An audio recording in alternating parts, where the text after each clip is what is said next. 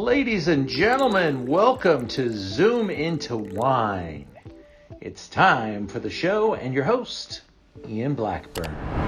Ladies and gentlemen, I'm so pleased to be able to introduce you to Maximillian de Zarobe.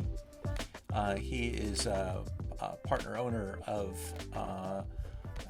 Avionesi, and I'm talking to you today. You are in Tuscany, Max. Yeah, the sun set something like 10 minutes ago, so a different time. Excellent. As you can see, there's some daylight here, but very little. Very nice, very nice. Got vines right outside the window. It's 2022. Are you in bud break at this time? Not really yet. I mean, in certain areas a little bit, but I mean, nothing really significant at the moment. Max, tell us about Avionesi. What drew you to this property? Well, that's a good question. I usually reply, we did it by mistake, which I think it's probably the best, the true answer. Virginie wanted to, this is the old dream, she wanted to, run a wine business, and she had the opportunity to be a silent partner in Avionesi way back. But there was a kind of, very easy activity, a few boards a year, and nothing really serious. And suddenly our partner was actually the major shareholder, bellied up, and overnight we found ourselves at the driving seat. That was May 2009. Neither her nor me had the faintest idea of what was running a wine business. Of course, we loved wines, we drank wine, but we didn't know about it. And actually, the whole profession said, I mean, these guys, they have no idea. And this is Marie Antoinette, who just bought a winery somewhere in Tuscany, and in a couple of months she will get fed up and she's going to sell it, and and this is the end of the story. But she's dug down deep now. Yeah, my friend. I mean, we doubled up in the meantime. But what I mean is that there was, of course, a wrong forecast. First, at the age of 53, I went back with her to university.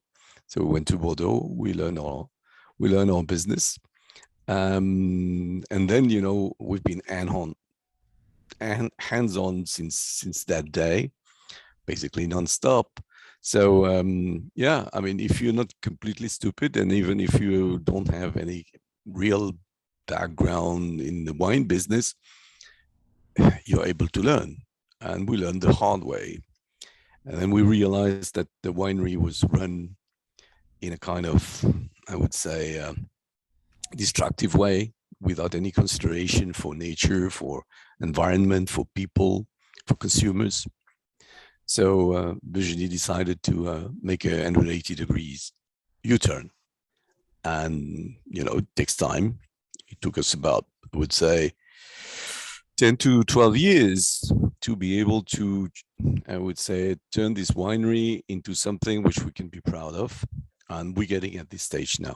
I mean, you can't do that faster than in 10 years. I mean, it's impossible. I mean, let's be honest. How fast a decade goes in this business. You got one harvest per year, my friend. It's not that you can try a few times. So, I mean, this is a slow process.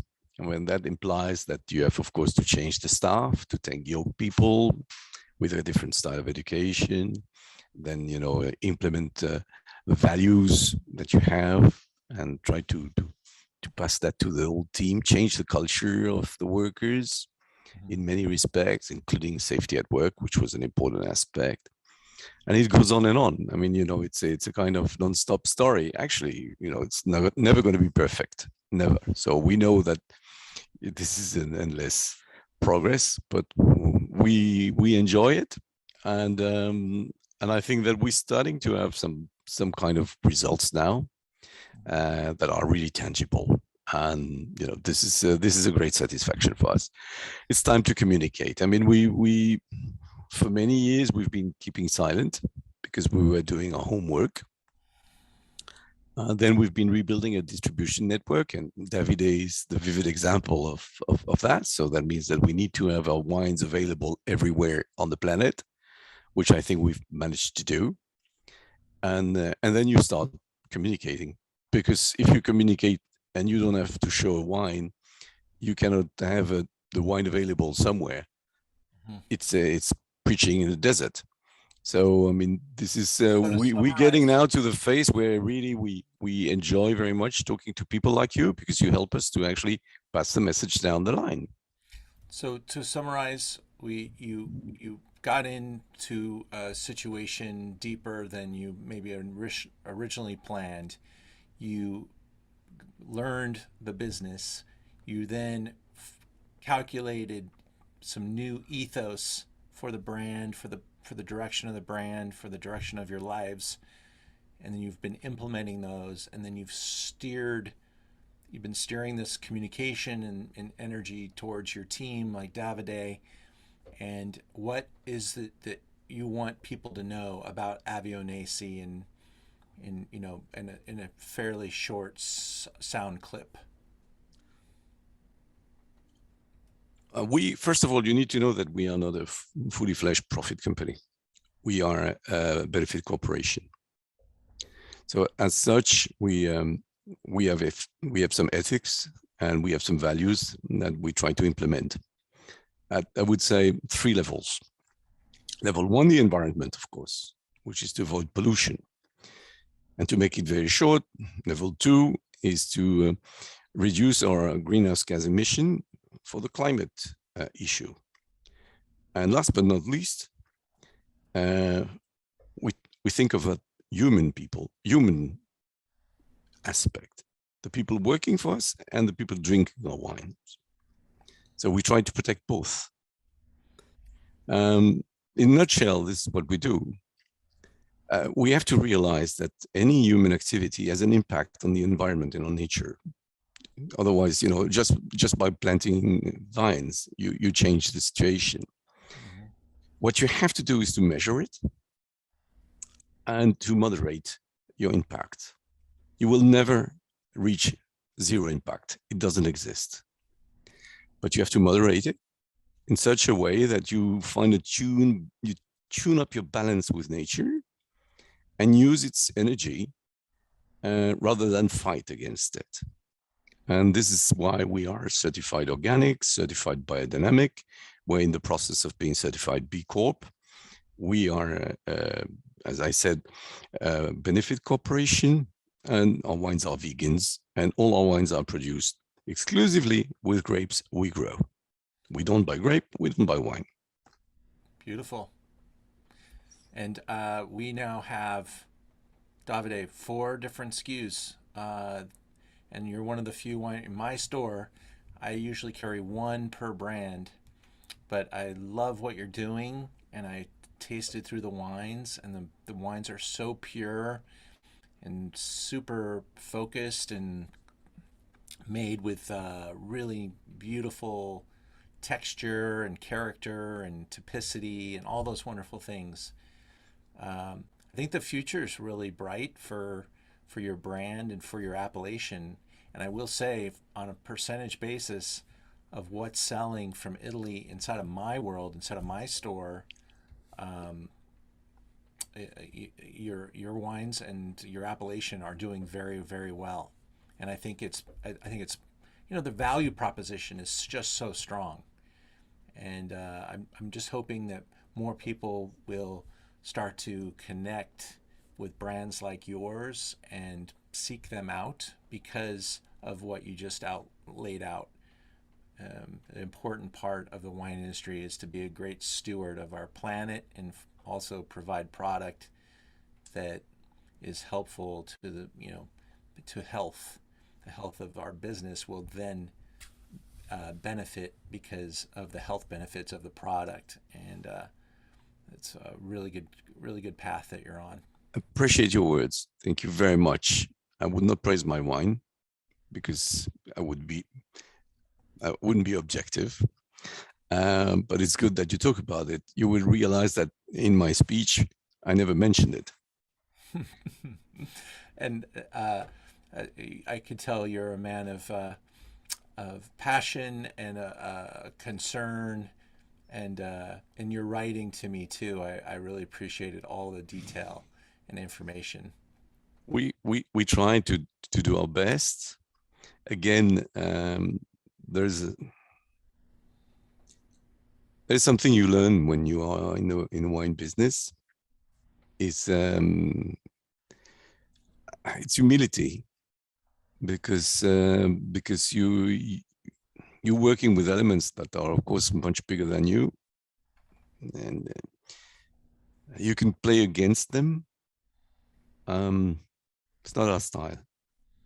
Neither my wife nor I will like to. I'm coming from a surfing area, right? I mean, you're Californian, so you understand what I mean.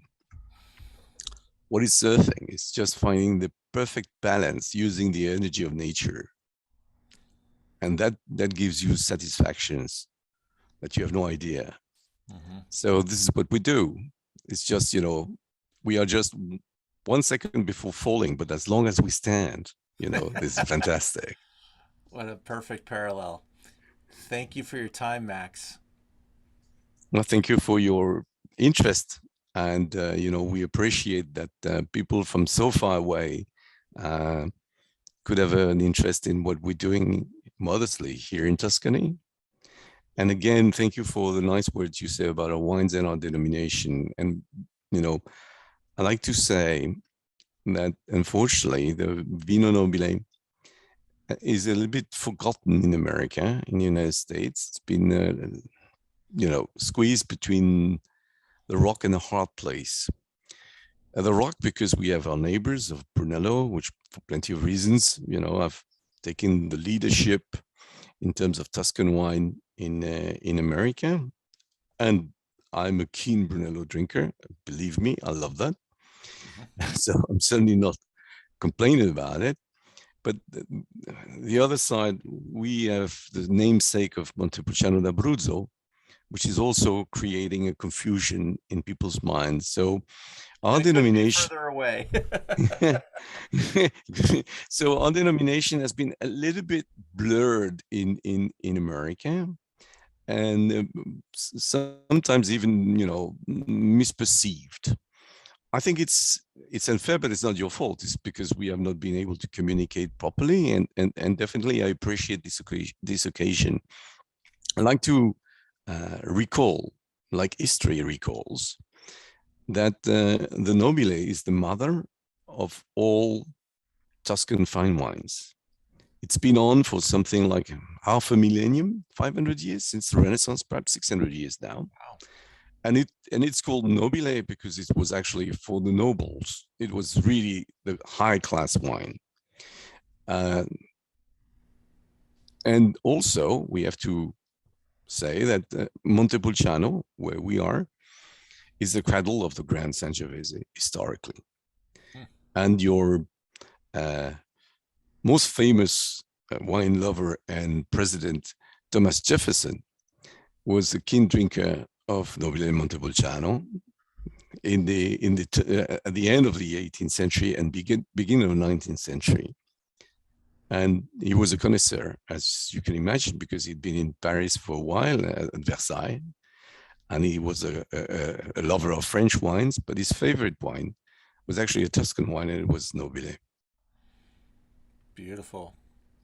Well, I know that the history runs deep, and there's so much to take into consideration, and you are stuck in that rock in between a rock and a hard place. But that canvas that you're in seems to be spreading out and allowing people to really see it, especially as price points, go north, and there's separation, there's clarity, and I think that the future is very bright. I mean, at the price we sell, because of our, I would say, limited impact on the American market, and I think it's a bargain. This is if you want a Sangiovese with a long history from Tuscany, and you don't want to overpay it, the choice, in my opinion, goes to Nobile. Although I have to say, I mean, I'm the first one to drink great Sangiovese from Montalcino. I've got a house there, so I mean, my cellar is full of these wines. But of course, they're not in the same price range. But in terms of quality, the gap can only narrow in terms of price and quality. Clearly, that's for sure. I mean, we've got a long-standing history of Sangiovese here, which they don't have. I mean, the building I'm sitting here, which is the winery, was built in 1882. The first Brunello ever produced was in 1888. So this winery was already finished and built since many years before they started to produce one bottle of wine out there. And this is Montepulciano. Come and see. You're most welcome. We will be there. I mean, we're just looking forward to your visit. I'm coming. Don't miss it. It's a wonderful place. Believe me. I mean, the town is a medieval town, which has 6,000 years of history. And, this is really worth a visit.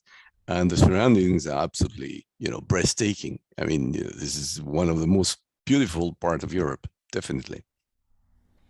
Well, we thank you for sharing your passion and this whole video segment that we've made here. We're going to have it on our website next to your wines. And then the night of, we'll be tasting the wine with Davide and getting into the subtle details of the actual wine. And Davide, we'll have to make a point of really focusing up front on the history of the region and the Vino Nobile concept that Max laid out there, so that we can build a case. But we're not actually tasting the Vino Nobile. We're tasting the Merlot blend. So the Desiderio. Yeah, and so we'll have some fun mentioning that, though, in the history and where you fall in that paradigm. May I ask which vintage you're gonna taste, Davide? 16, right? 16. 16.